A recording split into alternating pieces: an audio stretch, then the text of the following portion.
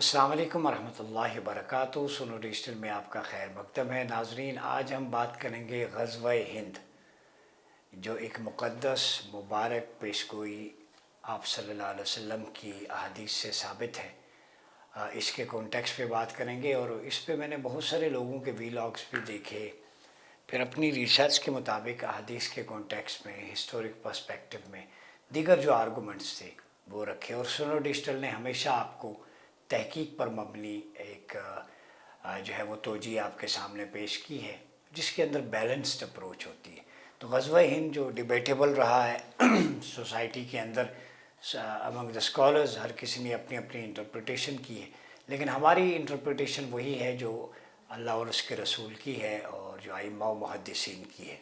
تاکہ ویلڈ بات، loud and clear stance آپ کے سامنے آ جائے۔ تو آج میں نے سوچا کہ جو گرد جمی ہے، جو بادل چھائے ہوئے ہیں غزوہ ہند پہ،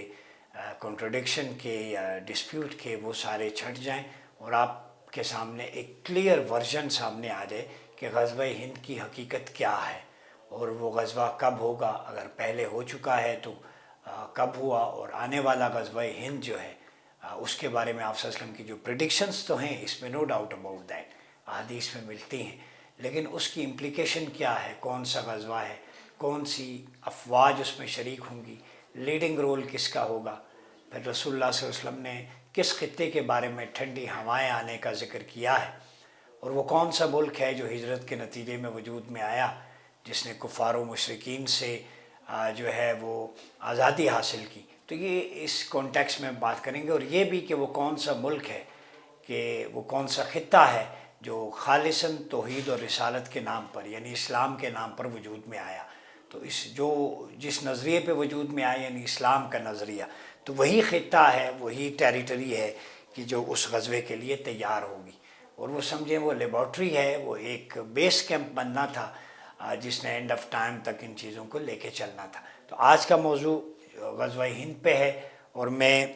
صحیح مسلم جو کتاب الامارہ باب ثبوت الجنہ للشہید، امام مسلم بن حجاج القشیری،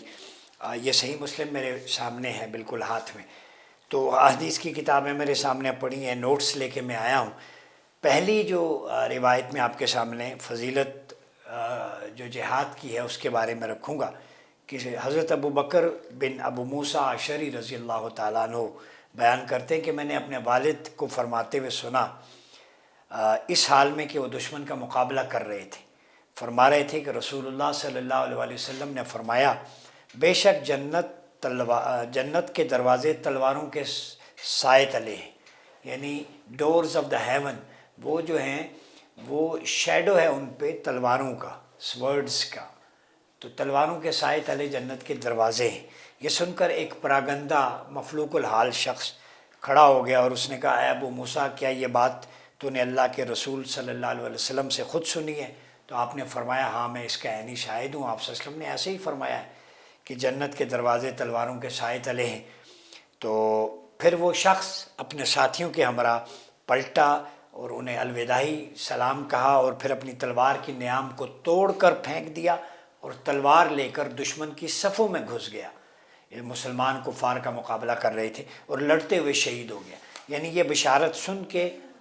وہ شخص جو ہے اس نے کہا کہ جنت میں اگر جانا ہے تو تلواروں کے سائے تلے، کیوں نہ نادر موقع ہے میں اس سے فائدہ اٹھا لوں۔ ٹھیک ہے، یہ بات ابتداً ذہن نشین رہے کہ ہجرت مدینہ کے بعد اللہ تعالیٰ نے اپنے کمال فضل سے مسلمانوں پر جہاد و قتال کو فرض کیا۔ اسلام کے آپ کو پتہ ہے لشکر مرتب ہوئے، ہر طرف یلغاروں کا سلسلہ شروع ہوا۔ آپ صلی اللہ علیہ وسلم کی حیات مبارکہ میں، ظاہری حیات اقدس کے اندر، غزوات کے نتیجے میں عرب کا ایک بہت بڑا جو خطہ تھا، وہ اسلامک جو اسٹیٹ ہے، مملکت ہے، اس میں داخل ہو چکا تھا۔ خلافت راشدہ اور پھر آن ورڈ جو اسلامی حکومتیں رہیں، اس میں جہادی لشکر عرب سے نکل کر پھر عجم کا رخ بھی کرتے رہے۔ ٹھیک ہے، اور تاریخ گواہ ہے، میرے سامنے نوٹس ہیں، کہ سیدنا فاروق اعظم کے دور میں ہند کا جو سب کانٹیننٹ ہے، اس کے بتکدے پر سب سے پہلی یلغار ہو چکی تھی۔ سب سے پہلی یلغار جو ہند پر ہوئی ہے، وہ تاریخ درست کر لیں، سیدنا عمر فاروق رضی اللہ تعالیٰ عنہ کے دور میں ہوئی تھی، پہلا لشکر آیا تھا۔ اس کے بعد مسلم فاتحین نے ہندوستان پر پے در پے حملے کیے، اور یہی ہندوستان اسلامی تہذیب و ثقافت کا جو ہے وہ مرکز بن گیا، اور یہاں پر مسلمان حکمرانوں نے تقریباً 800 سال تک حکومت کی۔ مغل اور باقی جتنی بھی خاندان ہیں ان کی ہسٹری آپ کے سامنے۔ لیکن جب مسلمان شمشیر و سنا سے غافل ہو کر طاؤس اور رباب کی جانب راغب ہو گئے، اس کے رسیہ ہوئے، تو آہستہ آہستہ یہ ہندوستان، یہ سب کانٹیننٹ ان کے ہاتھوں سے نکل گیا۔ پھر برطانوی سامراج آ گیا، اس کی غلامی۔ آپ کبھی 1857 کی جنگ آزادی دیکھیں، پانی پت کی لڑائی، ٹیپو سلطان اور حیدر علی کا پرجوش جذبہ اور جرأت و بہادری کی داستانیں بھی ہمارے سامنے ہیں۔ پھر ترک جہاد اور توحید و رسالت سے بے وفائی نے مسلمانوں کو ڈکلائن کی طرف، تباہی کی طرف لے گئے، اور آج ہم سب کے سامنے ہیں۔ تو غزوہ ہند پہ اگر دیکھیں تو یہ ایک مقدس پیشن گوئی ہے، کیونکہ یہ ایک اسلامی تاریخ کا، یاد رکھیں، درخشاں باب ہے، اور اس کا آغاز خلفائے راشدین کے عہد سے ہو گیا تھا، جو مختلف مراحل سے ہوتا ہوا آج 2024 میں بھی جاری ہے۔ اس وقت ہم غزوہ ہند کے ان مختلف ادوار سے گزرتے ہوئے آج 2024 میں داخل ہو چکے ہیں، ٹھیک ہے۔ یہ غزوہ اب بھی جاری ہے، ٹھیک ہے، پراکسی کی صورت میں ہو یا جو ہے وہ مختلف وار اسٹریٹجیز کی صورت میں، نیریٹیوز کی جنگ وہ بھی اس میں شامل ہے، ٹھیک ہے، بیانیے کی جنگ کی صورت میں، ideological warfare, traditional warfare, cyber front پہ جو وارفیئر ہے، مختلف اس کے فرنٹس ہیں، تو اس میں جاری ہے۔ تو ہم جو نیریٹیو بلڈنگ کرتے ہیں اسلام کی، جہاد کی، اسلام کی پرامن تعلیمات کی، دعویٰ کے پرسپیکٹو میں، یہ بھی غزوہ ہند میں شامل ہے کہ اس کے لیے تیاری، لوگوں کا شعور بیدار کرنا۔ ایون یہ وی لاگز اور پوڈ کاسٹ جو سنو ڈیجیٹل آپ کے ساتھ کہتا ہے، میرا ایمان کہتا ہے کہ یہ بھی اس غزوہ ہند کے اندر ایک ہماری کنٹریبیوشن ہے ادنا سی، کہ ہم لٹریری طور پر لوگوں کو ریکنیکٹ کر رہے ہیں اپنی آئیڈیالوجی سے، اسٹرینتھ سے، تاکہ وہ اس کے لیے ذہنی، قلبی، فکری اور جسمانی طور پہ تیار رہیں۔ اور یہ ہم نہیں کہہ سکتے کب تک جاری رہے گا، بہرحال سلسلہ جاری ہے۔ یہ غزوہ ہند 90 غزوات و سرایات میں شامل ہے، ٹھیک ہے۔ اب دیکھا جائے تو آپ صلی اللہ علیہ وسلم کے غزوات کی دو بڑی قسمیں ہیں۔ ایک جو ہے وہ مفسرین نے لکھا ہے کہ غزوات واقعہ یا ثابتہ انہیں کہا جاتا ہے، یعنی جو جنگیں آپ صلی اللہ علیہ وسلم کی زندگی میں وقوع پذیر ہو چکی۔ سیرت نگاروں اور محدثین کی اصطلاح میں ایسی جنگوں کی، غزوات کی دو قسمیں ہیں۔ ایک پہلی قسم کو کہتے ہیں غزوہ، وہ مارکہ جس میں آپ صلی اللہ علیہ وسلم نے بذات خود شرکت فرمائی، جیسے غزوہ احزاب ہے، غزوہ احد ہے، غزوہ بدر ہے، ٹھیک ہے، اور جنگ میں مجاہدین صحابہ کی کمان اور قیادت کی، یعنی ملٹری فرنٹ پہ آپ صلی اللہ علیہ وسلم ملٹری لیڈر کے طور پہ، سپریم کمانڈر کے طور پہ اس میں شرکت ہوئی۔ اور تعداد کے اعتبار سے یہ جنگیں تقریباً کسی نے 23 کہی ہیں، 25، 27 کا عدد ملتا ہے، جن میں آپ صلی اللہ علیہ وسلم نے بذات خود بنفس نفیس جو ہے وہ شرکت فرمائی، ٹھیک ہے۔ پھر غزوات نبوی کی تعداد مختلف حدیث اور تفسیر کی کتب میں بیان ہوئی ہے، اور یہ جو میں نے تعداد آپ کو بیان کی ہے 27، یہ مشہور مالکی فقی امام ابن جزی الغرناطی کی کتاب جو ہے القوانین الفقیہ، اس کے اندر یہ 27 کا عدد ملتا ہے۔ پھر دوسری قسم ہے سریہ، محدثین اور سیرت نگاروں کی اصطلاح میں وہ جہادی مہمات جس میں آپ صلی اللہ علیہ وسلم نے بذات خود شرکت نہیں فرمائی، خود پارٹیسپیٹ نہیں کیا فزیکلی، بلکہ کسی صحابی کو قیادت کے اس کے سپرد کی، ٹھیک ہے، جیسے سیدنا عمر کو، کبھی عبد الرحمن بن عوف کو، سیدنا علی کرم اللہ وجہ الکریم کو، کبھی اسامہ بن زید کے لشکر کی روانگی، تو یہ ساری چیزیں تو ان کے لیے متعین فرمایا، اس کو سریہ کہتے ہیں۔ اور کتب حدیث و سیرت میں ان غزوات و سرایا آپ صلی اللہ علیہ وسلم کے جو ہے ان کا تفصیلی تذکرہ موجود ہے، محدثین نے ابواب باندھے ہیں، ٹھیک ہے۔ اور زمانے کے لحاظ سے یہ دونوں قسمیں غزوات واقعہ کے ذیل میں آتی ہیں، جو واقعہ ہوئے۔ پھر ایک ہے غزوات موعودہ، اس کی ایک مثال نبی اکرم صلی اللہ علیہ وسلم کی وہ پیشن گوئی ہے جسے ترکوں سے جنگ کے سلسلے میں سیدنا ابو ہریرہ رضی اللہ تعالیٰ عنہ کی روایت ہمارے سامنے ملتی ہے۔ میں قلت وقت کی بنا پہ متن نہیں پڑھوں گا، لیکن حوالہ اور اس کا ترجمہ دوں گا۔ حضرت ابو ہریرہ فرماتے ہیں آپ صلی اللہ علیہ وسلم نے فرمایا، قیامت سے قبل تم چھوٹی آنکھوں، سرخ چہروں اور ہموار ناک والے ترکوں سے جنگ کرو گے۔ ان کے چہرے گویا چپٹی ڈھالے ہیں، اور اس وقت تک قیامت قائم نہیں ہوگی جب تک تم ایسی قوم سے جنگ نہیں کر لو گے جن کی جوتیاں بالوں کی ہوں گی۔ تو یہ پریڈکشن جو قسطنطنیہ کی، استنبول جسے موجودہ جو ایسٹ اور ویسٹ کو ملاتا ہے اس کے بارے میں، ٹھیک ہے، وہاں پہ جو مسلمانوں نے فتح حاصل کی تھی۔ پھر غزوات موعودہ کی ایک مثال قسطنطنیہ کی نبوی پیشن گوئی ہے جس کو حضرت ابو ہریرہ نے نقل کیا ہے۔ امام بخاری نے کتاب الجہاد و سیر باب قتال الترک، ٹھیک ہے، صحیح مسلم کتاب الفتن باب لا تقوم الساعة حتى یمر الرجل بقبر الرجل فیتمنی، یہ چیپٹر میں نے حوالہ دے دیا۔ حضرت ابو ہریرہ بیان کرتے ہیں کہ آپ صلی اللہ علیہ وسلم نے فرمایا قیامت سے قبل یہ ضرور واقعہ پیش آئے گا، یہ غور سے سنیں، کہ اہل روم آماک یا دابک کے قریب اتریں گے تو ان سے جہاد کے لیے روئے زمین پر اس وقت کے بہترین لوگوں پر ایک لشکر مشتمل ہوگا جو مدینہ منورہ سے نکلے گا۔ جنگ کے لیے سب بندی کے بعد رومی کہیں گے ہمارے مقابلے کے لیے ان لوگوں کے ذرا آگے آنے دیجئے جو ہماری صفوں سے آپ کے ہاتھوں قیدی بنے اور مسلمان ہو کر آپ سے جا ملے، ہم ان سے خود نمٹ لیں گے۔ مسلمان جواباً کہیں گے بخدا ہم اپنے بھائیوں کو آپ کے ساتھ لڑائی میں اکیلے نہیں چھوڑ سکتے۔ اس کے بعد جنگ ہوگی، ایک تہائی مسلمان شکست خوردہ ہو کر پیچھے ہٹیں گے، اللہ تعالیٰ ایسے لوگوں کی توبہ قبول نہیں کرے گا۔ ایک تہائی لڑ کر شہادت کا رتبہ حاصل کریں گے، یہ اللہ کے ہاں افضل شہداء کا مقام پائیں گے، اور باقی ایک تہائی مسلمانوں کو اللہ فتح سے ہمکنار کرے گا، ان کو آئندہ کسی آزمائش سے دوچار نہیں کرے گا، یہی لوگ قسطنطنیہ کو فتح کریں گے۔ اب یہاں پہ جو لفظ ہے اہل روم آماک یا دابک، ٹھیک ہے، یہ صحیح مسلم میں کتاب الفتن میں ہے باب فتح قسطنطنیہ، اور یہ حدیث محدثین کے ہاں حدیث الاعماق کے نام سے مشہور ہے، کیونکہ اس میں آماک اور دابک موجودہ ملک شام کے شہر حلب کے قریب واقع دو ایسی جگہوں کا ذکر ہے جہاں ملحمۃ الاعماق قرب قیامت سے پہلے وقوع پذیر ہوگا۔ قرب قیامت سے پہلے ملحمۃ الاعماق وقوع پذیر ہوگا وہاں پہ۔ کل ہم نے شام پہ جو ویڈیو کی تھی اس میں بھی شاید میں نے ذکر کیا تھا کہ حلب کے قریب دو ایسی جگہیں ہیں، ٹھیک ہے، اس میں صلیبی عیسائیوں اور مجاہدین اسلام کے نزدیک کے درمیان خوریز مارکہ ہوگا۔ سیدنا حذیفہ کی ایک حدیث کے مطابق اس مارکہ میں کام آنے والے افضل ترین شہداء امت محمدیہ میں سے ہوں گے، ٹھیک ہے، اور اس کو السنن الواردہ فی الفتن و غوائلها والساعة و اشراتها لابی عمر و عثمان بن سعید المقرنی الدانی نے نقل کیا۔ پھر اس کی تحقیق رضا اللہ مبارک پوری نے کی، موجب البلدان للحموی میں بھی اس کا ذکر ہے، وسیر اعلام النبلاء میں بھی ذکر ہے، ٹھیک ہے، یہ میں نے حوالہ دے دیا۔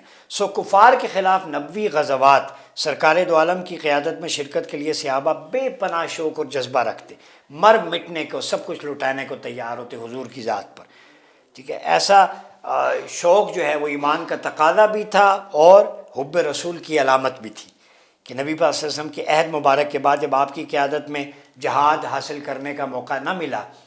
تو سلف صالحین ایسے مواقع کی تلاش میں رہتے کہ کم از کم آپ کی پیشگوئی والے مارکے میں شرکت ضرور کریں جس میں آپ صلی اللہ علیہ وسلم نے پیشن گوئی کی ہو۔ یہ بڑی امپورٹنٹ چیز ہے، اس پہ نظر رکھیے گا آگے۔ اس زمن میں ایک دلچسپ واقعہ سیدنا عمر بن عبدالعزیز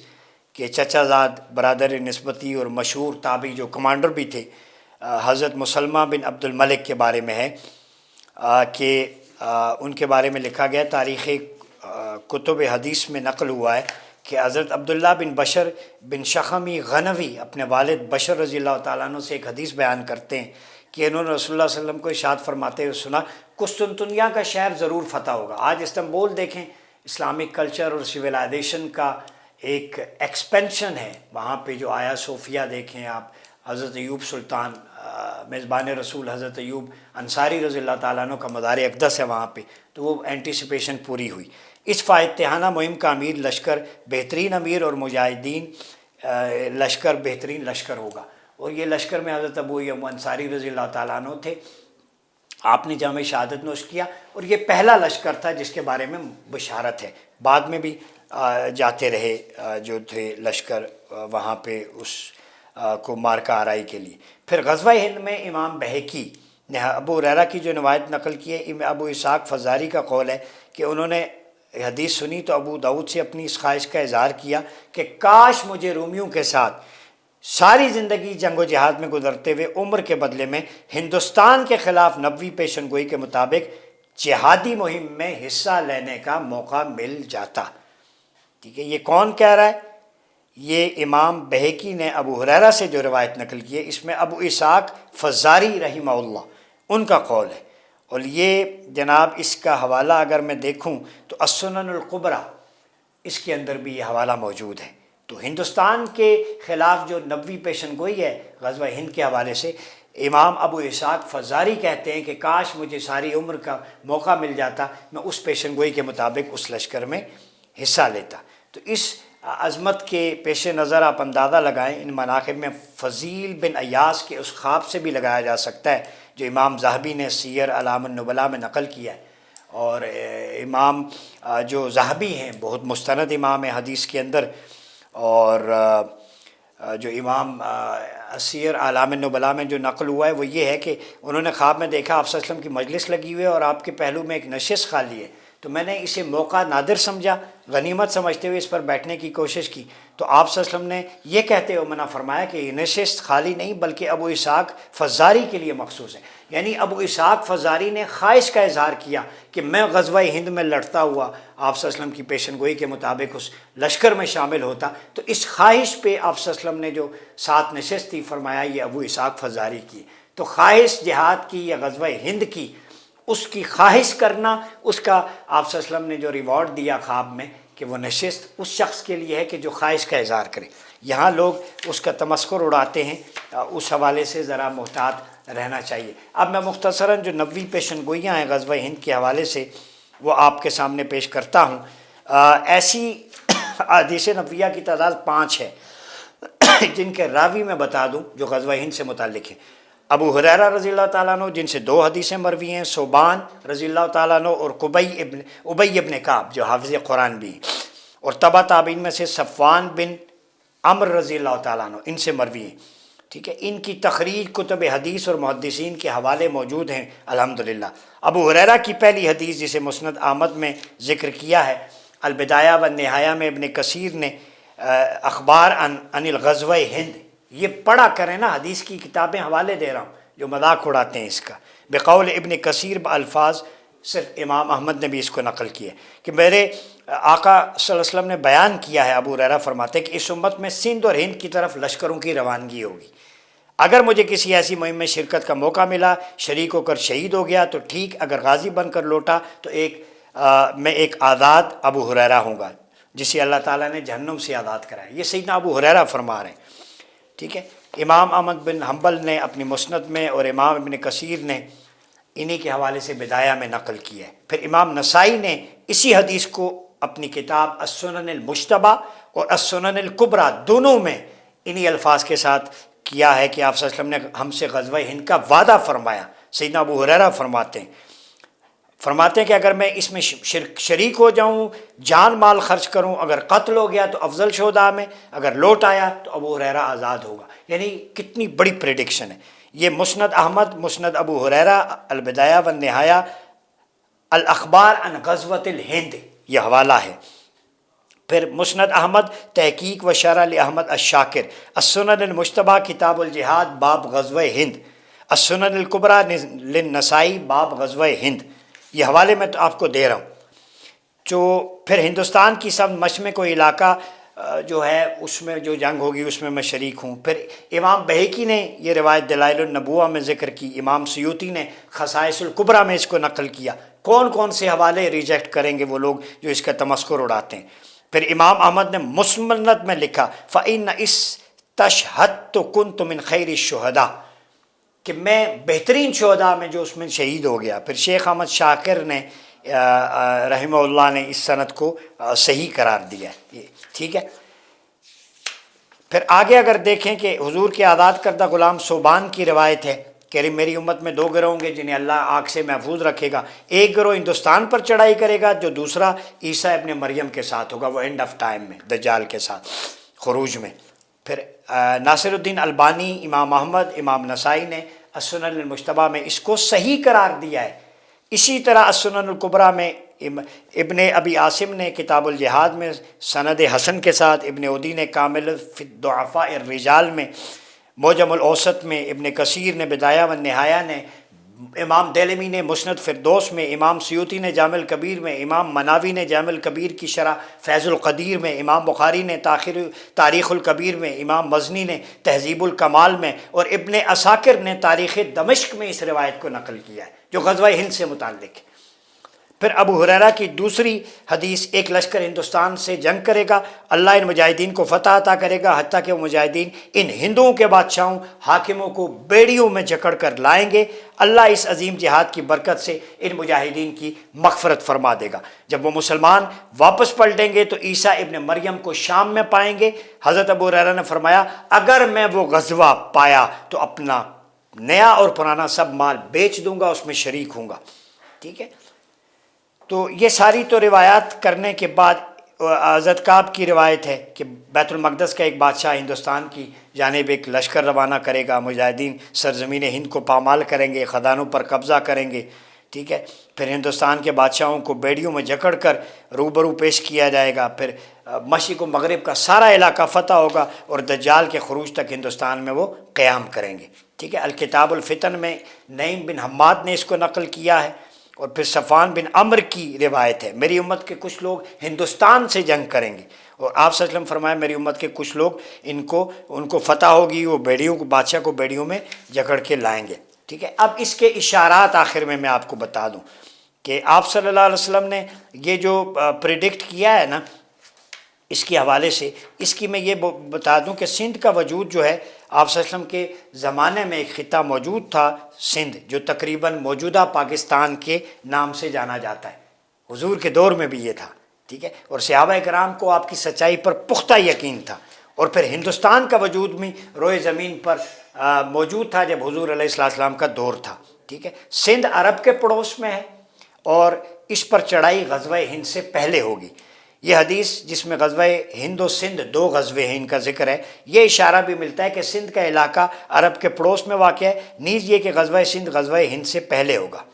ٹھیک ہے، اور سندھ اور ہند پر کفار کا قبضہ، آپ صلی اللہ علیہ وسلم کے دور میں سندھ اور ہند دو ایسے علاقے تھے کہ جن پر کفار کا تسلط تھا، اور زمانہ نبوت کے ایک عرصے بعد تک برقرار رہا، پھر بعد میں سندھ پر مسلمانوں نے فتح حاصل کی۔ تو غزوہ سندھ ہو چکا ہے، اب پاکستان ہے، وہ اسلامی ملک ہے، نظریے کی بنیاد پہ وجود میں آیا ہے، اور یہی پاکستان بیس کیمپ ہوگا، ہندوستان پر چڑھائی ہوگی، اور اس کا اولین لشکر میں پختہ دامنی کے ساتھ حدیث کی تخریج اور روایات کے مطابق کہتا ہوں، وہ لشکر افواج پاکستان ہے، پورا ادارہ۔ یہ جہاد فی سبیل اللہ کا اس وقت عالم اسلام میں سب سے منظم ادارہ ہے۔ آپ کی تمام انٹیلیجنسیا، ساری فورسز، بارڈر پہ لڑنے والے فوجی، یاد رکھیں آپ اس سرکل میں ہیں، اس مرحلے میں ہیں غزوہ ہند کے جو جاری و ساری ہے۔ جو بھی اس ملک کی نظریاتی، جغرافیائی، اعتقادی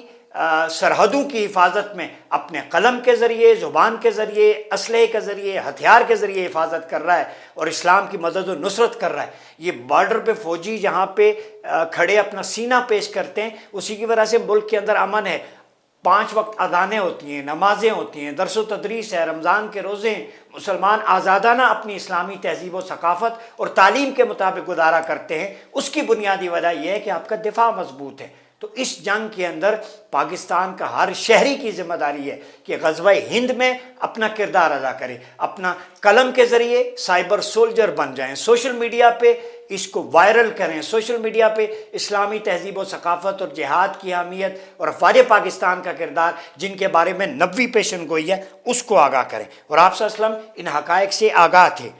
اور وہ بذریعہ وحی الہی ہو یا انٹیلیجنس یا تجارتی تعلقات یا معلومات کی بنا پر ہوں، آپ نے یہ معلومات پہلے دے دی تھی۔ پھر اگر دیکھا جائے تو نبی صلی اللہ علیہ وسلم کے زمانے کے بعد مسلمانوں نے اس علاقے میں جنگیں کی ہیں، لیکن فائنل جو غزوہ ہند کی پیشن گوئی ہے وہ ایک اسلامی لشکر کی روانگی، جہاد اور پھر کامل فتح کی بشارت، وہ آپ صلی اللہ علیہ وسلم کی حقانیت کا موجود ہے۔ تو اب خلافت راشدہ اور اس کے بعد آنے والے ادوار میں غزوہ ہند کی شروعات ہو گئی تھی، پھر ہندوستان پر انگریزی راج کے دوران یہ جہاد جاری رہا۔ ٹھیک ہے، جہاد کے مختلف مراحل تھے، غزوہ ہند کے ایک جہاد کے ذریعے پاکستان آزاد ہوا، لیکن اس کی تکمیل ہوگی، یاد رکھیں یہاں پہ غلطی نہ کھائیں، پاکستان کی آزادی بھی غزوہ ہند کے ذریعے ہی، یعنی یہ ہجرت مدینہ سے مماثلت، قرآن سے، شب قدر سے ویسے ہی نہیں ہوا، اللہ کے رازوں میں سے ایک راز ہے یہ ملک۔ اب اس کی تکمیل پاکستان بن گیا تو یہاں کی فوج کرے گی جو یروشلم اور فلسطین میں مسلمانوں کی مدد و نصرت کے لیے بھی جائے گی۔ پھر مسجد اقصیٰ کی بازیابی کی بشارت بھی آپ صلی اللہ علیہ وسلم نے دی، اور ابھی آپ دیکھیں کہ بت پرست ہندو کھتری کینہ پرور وہ پاکستان کے اور اسلام کے خلاف کسی پروپیگنڈے سے نہیں جھکتے۔ وہاں مساجد میں کوڑا پھینکا جاتا ہے، گائے کے ذبیحے پہ پابندی ہے، مسلمانوں کو